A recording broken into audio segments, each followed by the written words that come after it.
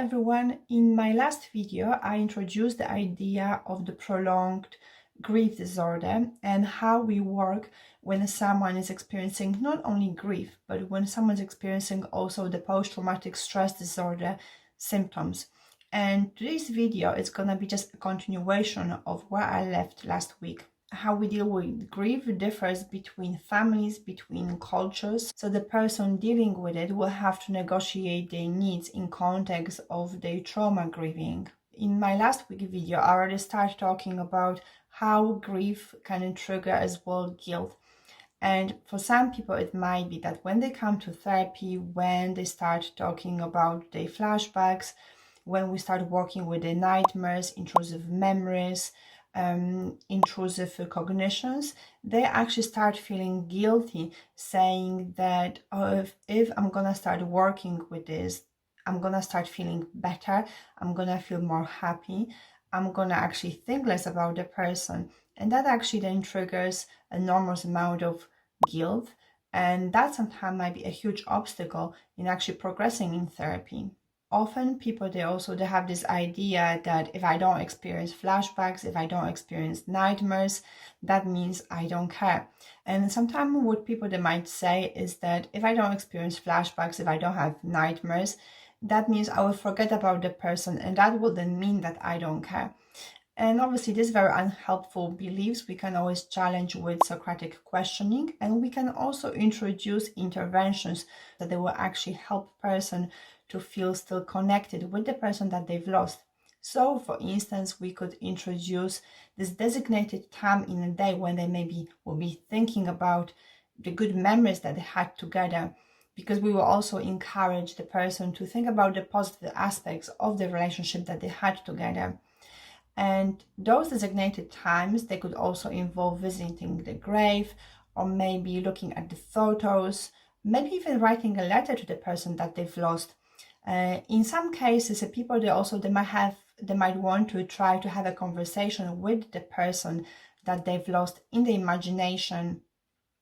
But we will also expect that this designated time that they have with the person will decrease with time. In situations when we work with grief trauma and when someone is experiencing these intrusive memories about maybe seeing someone dying, or maybe when they have these intrusions about when they find out that someone has died, or maybe someone will have these intrusive cognitions about I should have done something at this point and maybe I could have saved them but I haven't. In situations like that, we don't really progress into working with intrusive memories, but we stay and we focus working on the intrusive cognitions. And once we feel like the person is progressing in that work, that's when we can only move on to working with those intrusive memories. Not always when working with trauma in context of that, we will deal with loss. So in situations when maybe someone is witnessing someone dying who's maybe is not related to them, they might not experience that normal grieving that someone would do if they witness maybe seeing their family members dying.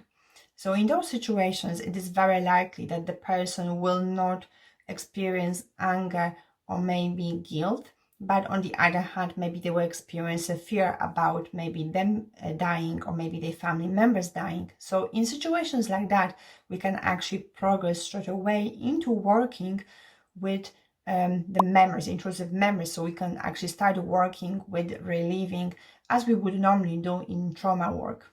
Trauma grieving very often comes with distorted cognitions, and some of them they might be linked to the sense of injustice, and that will be then linked to anger and frustration.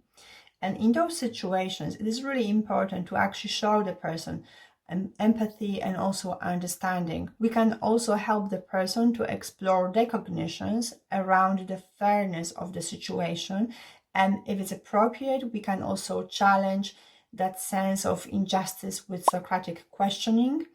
And one more thing that we could do here is to help the person to actually channel their emotions into something which is maybe more positive, something that will create these positive emotions of maybe having more control, happiness and satisfaction.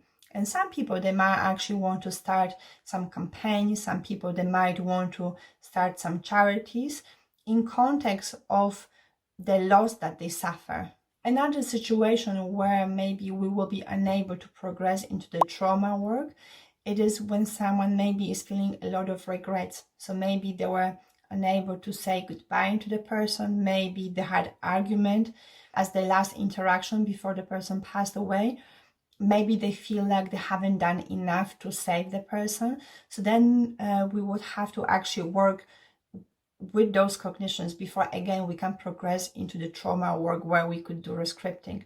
So for instance, in situations like that, it might be helpful to work with a pie chart. I actually talked about it in my previous videos, and the pie charts are really helpful in maybe helping the person to develop a more balanced way of looking at who's responsible and how much of responsibility they actually carry. And it's not to actually say that you are not responsible at all, but it's just to help them to develop this more balanced, more healthy way of looking at the situation, so they don't have to have this very rigid way of saying, yeah, I'm 100% responsible, because there might be other aspects or other people that might be contributing to. In situations when we work with grief and trauma, we might be working with people who actually are experiencing distorted cognitions around, if I'm recovering from my trauma, if I'm not having any more ruminations, that means I'm forgetting about the person. That means I don't care. And then we can have a conversation with the person about the fact that actually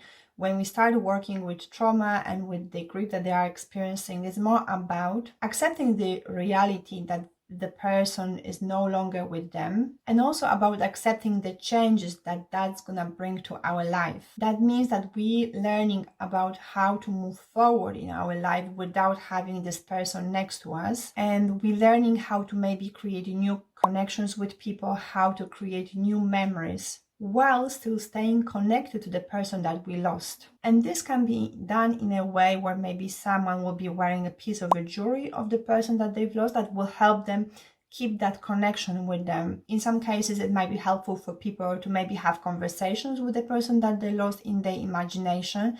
And again, it will be really encouraged for the person to actually have designated time to do that.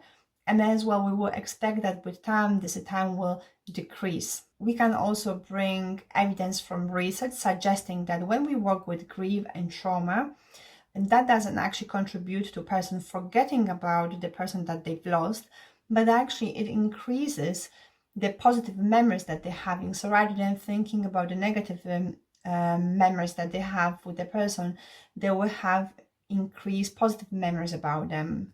Another issue that we can come across when working with trauma and grief, it might be that the person actually seen the person suffering just before they passed away, or maybe they've learned that the person that they've lost suffered significantly just before they died. And then as part of this trauma, so maybe as flashbacks or nightmare, they will have images of the person really suffering a lot. So in those situations, again, we can use Socratic questioning and think about their beliefs about the death and the life after we died. Because very often when we work with people, they actually hold quite positive beliefs about what happens after we died. So they will have these beliefs that now they're in a better place now. So when we die, we don't suffer. There's no suffering anymore. There's no pain anymore. So we can use these beliefs in actually building new positive images of seeing that person in better and happy place. And then we can use these new positive images in the imaginary rescripting as we would normally do in trauma work. That will be it for today. And if you enjoyed this video, then please like it, subscribe. And if you are interested in learning more about the prolonged grief disorder, then please head to my channel where I have more videos and more shorts where I go more into detail explaining this disorder. All right, thank you. Bye-bye.